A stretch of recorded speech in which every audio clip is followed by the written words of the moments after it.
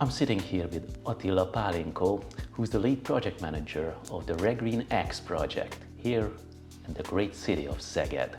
Attila, welcome and thank you for joining us today. Thank you very much indeed. It is exciting to be here. How do you feel as a lead project manager as we are approaching the first anniversary of the start of this project? Well, I'm really glad and I feel really blessed with this task. And well, I think me and my colleagues had reached a lot of experience in this 1 year. And well, we're looking ahead. Well, I know that this is a huge project and we are not able to cover every topic here in this short video. Now we are focusing on, I think, one of the most important aspects of this project, which relates to different kind of plants, trees, the climate adaptation, and of course, how do you manage to get all the information to the right groups, to the right places, to the right elements in the project? Well, of course, a well-formed coordination system is one thing which had been already made by the project itself or by the program UI itself. But otherwise, I feel gifted because I'm working with my colleagues who are really thinking extraordinary. They could really work in high performance. So in this view, my task is, well, I should say easy. Well, that's a bold claim, but I believe that you are truly an enthusiastic lead project manager. But if another lead PM is watching this video, what would you say to them? Was it a long process to choose your right colleagues for the task? Because I suppose there weren't everything ready from a human resources point of view right at the beginning of the project. Well, we had the HR capacity at the beginning, so there was no human resource program in our project because this is the 5th direct EU funding project in the city. Wow, congratulations. Oh, thank you very much indeed. And also this is the 4th in greening topics. Okay, so we have the HR capacity and we had at the beginning. Our main problem was that our application form, as you already know about our project, is really difficult and really consists of a lot of parallel tasks. So therefore, we found the initial phase in the project not enough. It was a short term to clarify the main roots and the main contents, but we tried to put a lot of discussion and debate in the beginning at the first 2 or 3 months in the project. So we started officially from the December last year. And in the first 3 months, we tried to make a lot of discussion about work packages, about the main contents, all the deliverables, how should it stand up, what should be the content be. And after, when it's cleared out, I should say mostly my work is not under control, but to facilitate the dialogues and give the task by time. So at this phase, as a lead project manager, you consider yourself rather as a facilitator in your team.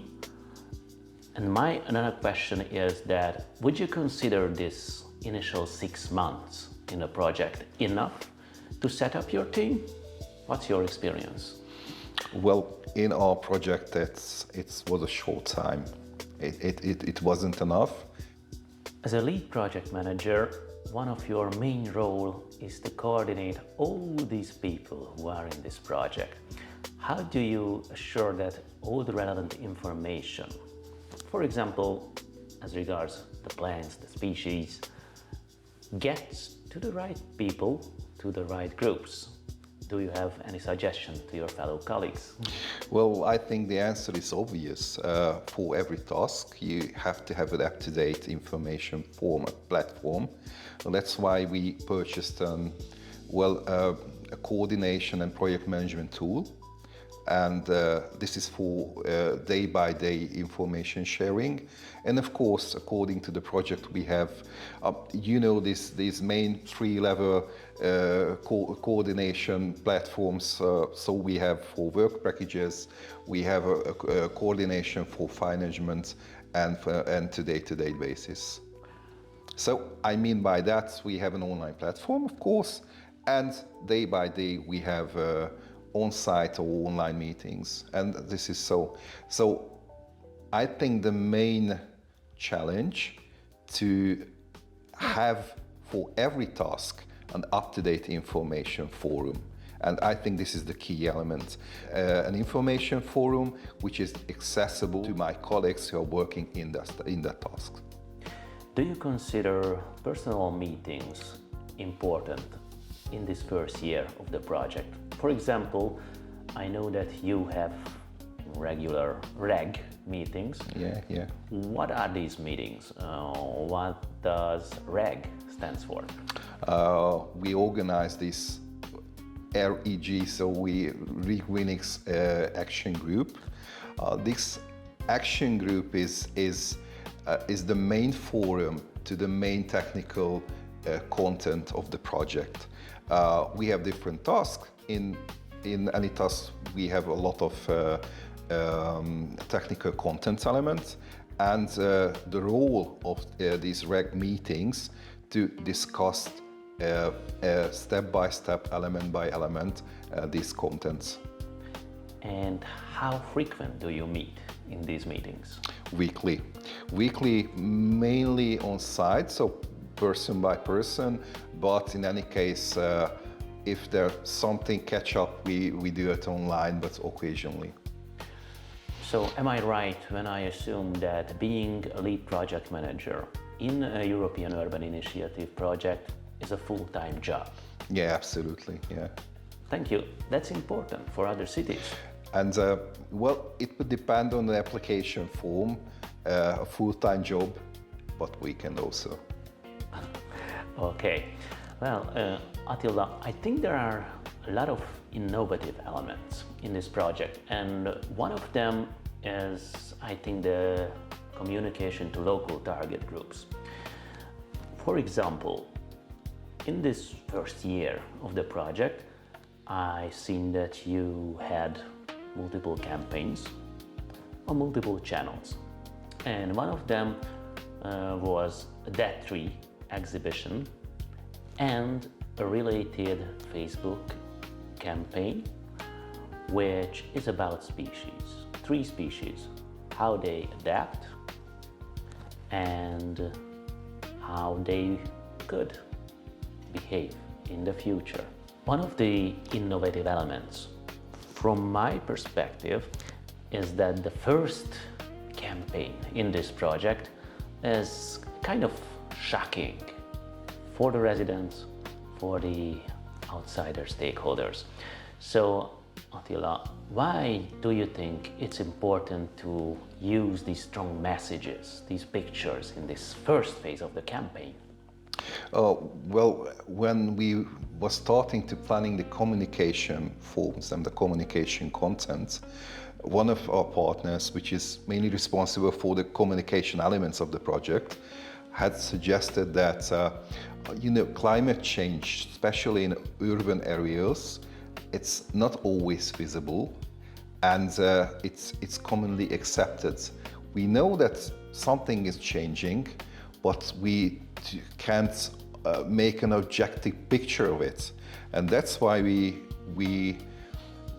finalized our structure that we have started the combination campaign, so we call a negative campaign, a shocking campaign, to give the main points, the main targets of this project, to help understand our community.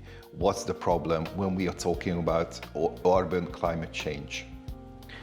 Well, I see this now, and I understand this, but there is a possibility of danger in these kind of campaigns, that maybe the local government only tends to shock people instead of providing the correct, the scientifically correct information. How did you ensure that the information not only shocking, but scientifically accurate? Yeah, by purchasing the main tools for it. So Szeged, I think, unique that when we want to try something solution to urban climate problem, first of all, we try to measure it.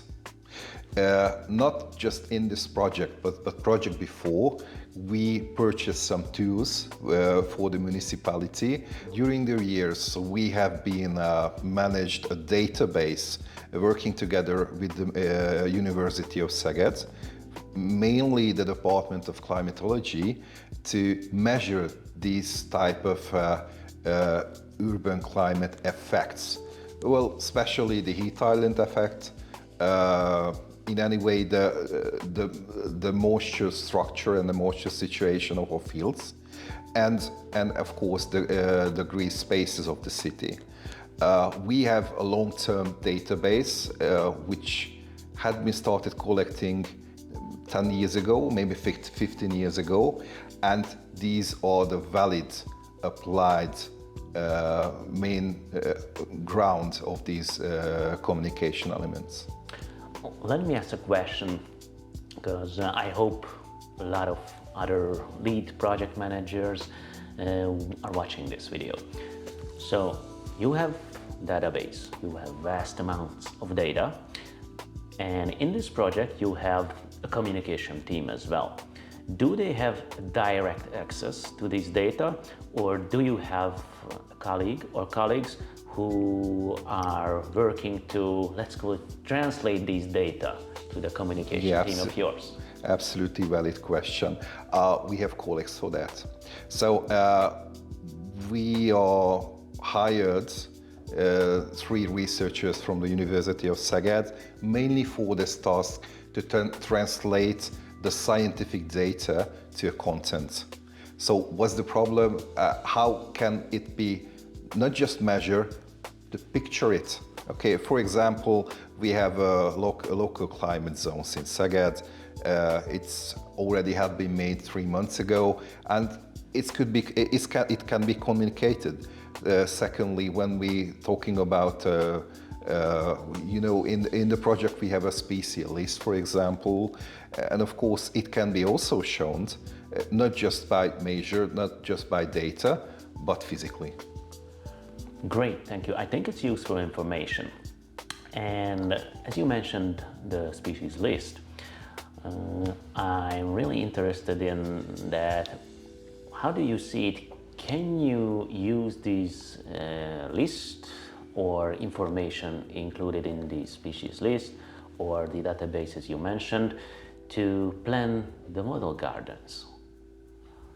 Do you have any connection between the model gardens and the data you already gathered? Yeah, of course. Between these 3 elements, so the scientific database, the species list, and of course the pilot site planning, these 3 elements have a direct line. Well, that's great. And am I right when I suppose that when you have these old model gardens and you gather some experience in real life from these model gardens, you will have a feedback as well to your databases? Yeah. Well, the feedback is going to come from 2 main areas. One area, of course, we are going to structure a monitoring system, which is going to monitor all our new plannings. So that's why this is experimental planning in this way. And otherwise, we're going to suggest these new species lists to our community, well, through tree nurseries and so on and so forth. And we're going to monitor that these plannings also. So I'm in the community plannings. And that's why we planned this species list, not as a strict list, but as a tool. It's a flow. It's going to be So it's a changing list, and it's going to be changed. Well, mostly until the end of the project, but I think it's going to be changed in the next few decades, of course. I think this project is great, and you have a vast experience already gathered in this project, and it was only the first year. So Attila, if another lead project manager or an urban expert is watching this video and he or she wants to know more about it, are you open to receive questions, inquiries from all around Europe? Yeah, absolutely. I mean, these experiences are only valuable when it's going to be shared. So I and my colleagues are absolutely open for any reaching. That's great to hear. Attila, thank you for being with us today. Thank you very much indeed.